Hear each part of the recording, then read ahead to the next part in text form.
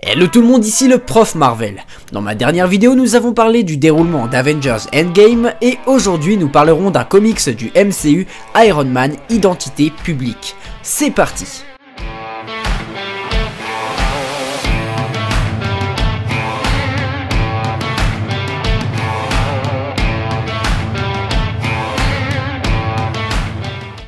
Et oui, pour ceux qui ne le savent pas, le MCU n'est pas qu'un univers cinématographique, il est aussi télévisuel si on prend en compte le florilège de séries développées depuis 2013 et un univers de comics. Ces comics viennent ajouter des informations supplémentaires sur les films, mais comptent aussi des aventures se déroulant entre ces longs métrages, et bien entendu, ces comics sont canons. Enfin, ils sont théoriquement canons. Le problème est que certains d'entre eux viennent créer des incohérences, mais on en reparlera plus tard car ça ne concerne pas le sujet d'aujourd'hui. Le comics que je vous présente aujourd'hui, c'est le tout premier comics du MCU et il se nomme Iron Man, identité publique. Il se décompose en 3 parties distinctes, la première étant sortie le 28 avril 2010, la deuxième le 5 mai 2010 et la troisième le 12 mai 2010. L'histoire qu'elle relate se déroule entre Iron Man et Iron Man 2 et je vous donne les 3 synopsis et après ça spoilera. Synopsis de la partie 1, Tony Stark a annoncé au monde entier qu'il était bien Iron Man. Comment le public réagira-t-il à cette surprenante révélation? Synopsis de la deuxième partie, tout le monde veut mettre la main sur la technologie Iron Man et Tony sait quelles conséquences pourraient arriver si son armure tombait entre de mauvaises mains. Cependant, un insouciant chef militaire a des projets et il n'attendra pas que Stark remette à nouveau son armure. Et synopsis de la troisième partie, la conclusion à Iron Man, identité publique. Tony peut-il préserver les secrets de sa technologie ou est-il condamné à répéter les erreurs du passé? Avant de vous parler en détail de ces histoires, pour ceux qui ne voudraient pas être spoilés, si jamais vous voulez lire ces comics, vous pourrez les acheter en VF et en édition Panini Comics sur Amazon, la Fnac ou Rakuten, et en VO, vous pourrez l'acheter en format digital sur le site de Marvel ou en format papier à nouveau sur Amazon et tous les liens sont en description. Attention maintenant, je vais spoiler toutes ces histoires. Partez donc si vous voulez découvrir par vous-même. Bien avant la déclaration de Tony sur son identité à la télévision, nous retrouvons Howard Stark discutant avec Anton Vanko de la technologie du réacteur Arc, et Vanko émet beaucoup d'inquiétudes à propos de cette dernière, mais Stark ne le voit pas du même œil et est très confiant. Dans le présent, Tony, à bord d'un yacht, s'amuse avec son armure et un groupe de jeunes filles, sa déclaration l'ayant rendu encore plus populaire qu'il ne l'était déjà. Une fois sur la terre ferme, un mystérieux groupe d'individus cachés dans une camionnette surveille le milliardaire alors qu'il entre dans sa limousine. Arrive alors une fête à laquelle Pepper Potts demande à Tony de rentrer chez lui à Malibu pour voir son ami James Rhodes, passé maintenant lieutenant-colonel. Là-bas, Rhodes met en garde Tony concernant son attitude qui rend les gens nerveux et insiste sur la nécessité qu'Iron Man devrait travailler avec l'armée américaine, car le héros intervient toujours sur le terrain de cette dernière. Rhodes reçoit alors un appel de ses supérieurs, demandant expressément à ce qu'Iron Man parte en reconnaissance à Al-Quds en Irak. Cependant, Tony décide de régler directement le problème au lieu de faire de la reconnaissance et part vers Al-Quds avec son armure.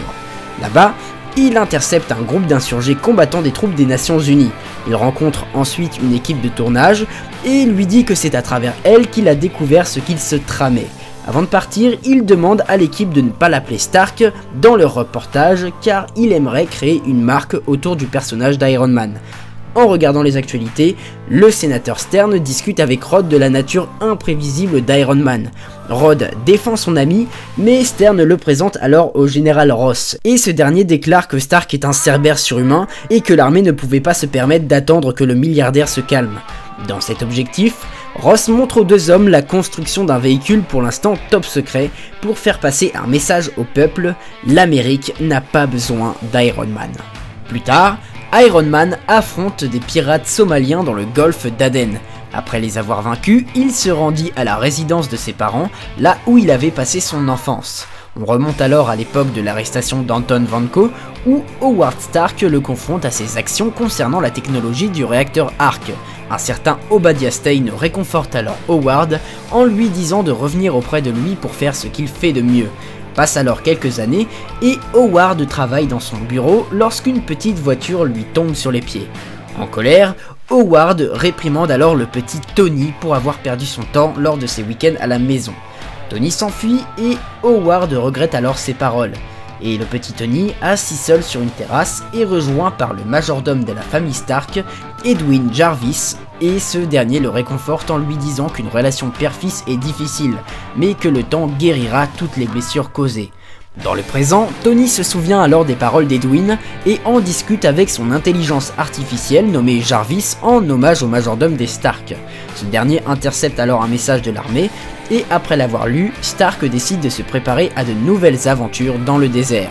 Plus tard, Rod rend visite à Justin Hammer à qui le général Ross a confié la construction du véhicule top secret, l'aérodynamique Marvel destiné à remplacer Iron Man. Rod et Hammer rencontrent le pilote et le général Ross, et Rod dit au pilote que Ross ne cherche pas des combattants glorieux, ce à quoi le pilote répond qu'il souhaite simplement servir son pays. Hammer, amusé, déclare qu'une arme inutilisée est une arme qui ne vaut rien. Pendant ce temps, Pepper s'entretient avec le conseil d'administration de Stark Industries, lui disant que Tony le rencontrera. Potts est alors contacté par Tony, se trouvant dans le désert pour enquêter sur l'activité récente des 10 anneaux. Iron Man déploie alors sa dernière intervention, le Magnadrone, désactivant toutes les mines de la région. Dans l'ombre, nous apercevons alors Nick Fury, observant tous ces récents événements, tandis que Ross et Hammer testent leur nouveau véhicule. En rentrant chez lui, Tony discute avec Pepper et Rod, et ce dernier lui informe des manigances de Hammer et de l'armée concernant l'aérodynamique Marvel. C'est alors que le colonel reçoit un appel disant que son pilote de l'aérodynamique s'est crashé dans un territoire hostile et qu'il est sur le point d'être attaqué par l'armée congolaise. Sans attendre, Tony se prépare alors à partir pour secourir le pilote. Tandis que le sénateur Stern apprend la nouvelle, Tony se remémore son adolescence, notamment de son père lui reprochant son immaturité, ainsi que les funérailles de ses parents. Il reçoit alors des nouvelles du pilote, puis il est contacté par le général Turner du Pentagone, qui lui envoie des coordonnées, le poussant à se vêtir de son armure. Alors que Ross tente de contrôler la situation du pilote, Iron Man débarque et sauve ce dernier de l'armée congolaise, portant l'insigne des 10 anneaux. Le héros reçoit alors un appel de Ross, lui demandant de ramener le pilote au Caire. 3 heures plus tard, arrivé là-bas, les médecins prennent en charge le pilote et Ross réprimande Tony de ne pas avoir riposté contre les soldats congolais. Tony rétorque alors que l'armée lui avait demandé d'attaquer seulement en cas d'échec de la part de Hammer. Ross dit alors à Tony que bien qu'il se soit éloigné de l'héritage de son père en matière de création d'armes, Iron Man en était bien une. Tony ne se défile pas et renvoie à Ross son curriculum vitae concernant sa carrière militaire, et lui dit que si un innocent est blessé juste pour faire avancer un projet militaire inutile, il y aura des conséquences. Suite à ces paroles, Iron Man repart, laissant Ross seul face à son mépris.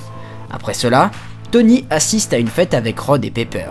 Cette dernière dit à Tony que le général Turner et l'état-major ne sont pas satisfaits de ses actions, cependant Tony répond que c'est mérité et qu'il continuera dans ce sens. Au même moment, au Shield, l'agent Phil Coulson passe en revue les actions récentes de Stark. Il demande alors son avis à Nick Fury et ce dernier déclare que l'armée a poussé Stark à bout et que ce dernier n'a fait que réagir et qu'il fallait donc garder un œil sur lui. Et voilà, vous savez maintenant tout ce qu'il y a à savoir sur ce comics Iron Man Identité Publique. Comme d'habitude, si la vidéo vous a plu, alors n'hésitez pas à lâcher le petit pouce bleu des familles qui fait plaisir, à vous abonner à ma chaîne si mes vidéos vous plaisent, à me rejoindre sur Snapchat pour être au courant de mes actualités, et à me soutenir financièrement sur Tipeee, évidemment si le cœur vous en dit.